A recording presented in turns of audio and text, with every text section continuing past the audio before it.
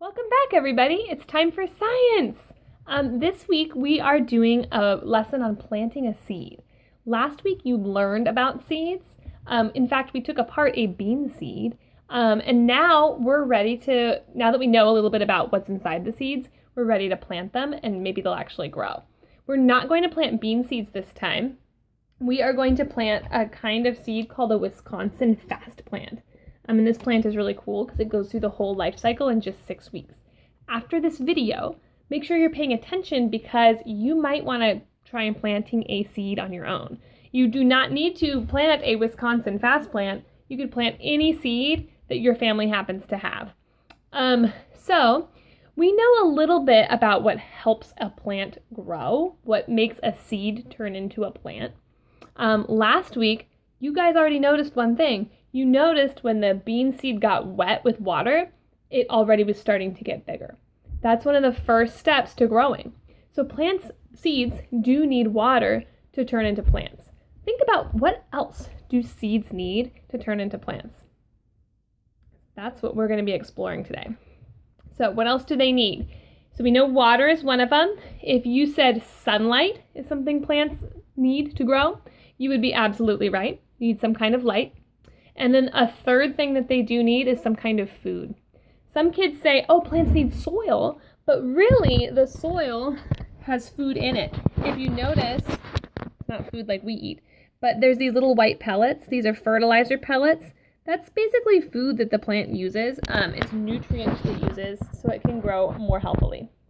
So we have food, water, and light. So we're going to think about all three of these things when we plant our seed today. So here's the way I'm going to start.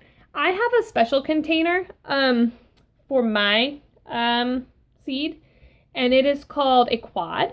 And the reason it's called that is because it has 4 different sections, and quad means 4. And what I'm going to do is I am going to put some soil into each section of the quad. What I'm doing, I just have it on a plate, and I'm using a spoon, and I spoon over the plate. If you're doing this at home, I recommend also spooning it over the plate. Now, you're not going to eat it just because you've got a plate and a spoon. Of course, I'm just joking. So I'm spooning soil in until it's completely full, you can see. And then I'm just going to take my finger and I'm going to pat it down so it's not overflowing and it's not so fluffy. There's a big stick like this, you could take it out. You don't really need a stick in there. You'll notice in my growing system, I do have little blue wicks sticking out of the bottoms of my quads. These wicks, they look like this. They're just kind of pieces of cloth, and they're going to help with the way I do my watering system. I have the water on the bottom, and then the water goes up through the wick, which is in here, and it makes all the soil wet. And I do that because it's easier for kids to water the outside instead of having to go on the inside, because there's no way you can add too much water. So you could put a wick in your watering system, but if you don't have that, don't worry about it. You could just water on top like you normally would. All right, so I've got this all planted, and now I've got my soil. So that's a start. That's got some food for my plants. And now I'm going to put my seed in. Pick up my seed, I have a long and skinny object. You could use a toothpick. This is just a twist tie that was around something I bought. And I'm going to dip it in some water. I just have some water right here. That makes the end of the stick sticky. And these seeds are tiny. I'm just going to hold one up so you can see. I pick it up and it just sticks to it like that. The water makes it stick. So if you're using really small seeds, I recommend using the stick and water trick because they can be so hard to pick up. I'm going to put 2 in each section of my quad. The reason is sometimes plants don't always come up. Seeds don't always turn into plants. So we want to have some extras in there. I'm not just going to put 1 in each because I might not have enough extra in case some of them don't work. So think about it. Here's a little time for math. If you had 4 sections and you put 2 seeds in each one, how many seeds do you plant? I think I just dropped a seed, so I'm going to put an extra one in there. Pick it up. If you said you would plant 8 seeds, you're absolutely right. So this is going to take you a little bit of time, and that's fine. All right, I've got all my seeds in. So what I'm going to do now is I'm just going to put a very small, like very tiny amount of soil on top of each one. They should not be buried deeply. They should be right under the surface.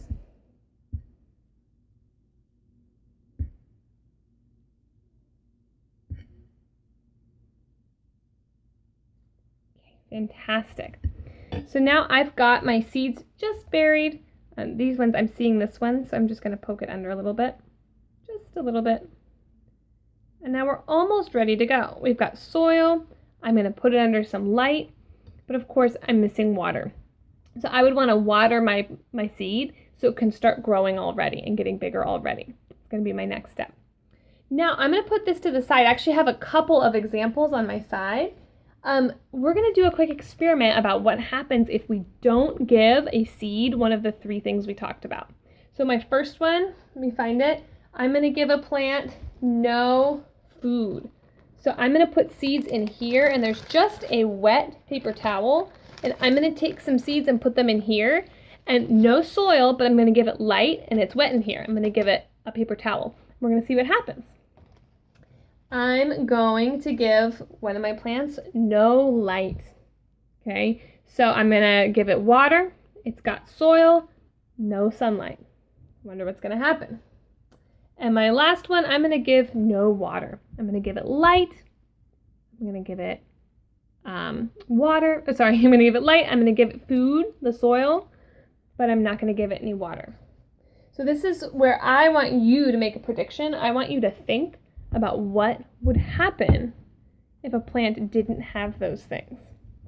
Now, let's go ahead and work together, and let's write down our predictions so we can compare them to our observations later. So grab your notebook, pause if you need to, and I want you to make the start of a chart like this. Planting the seed is our title, and at the top we're going to make our predictions, and the bottoms are observations.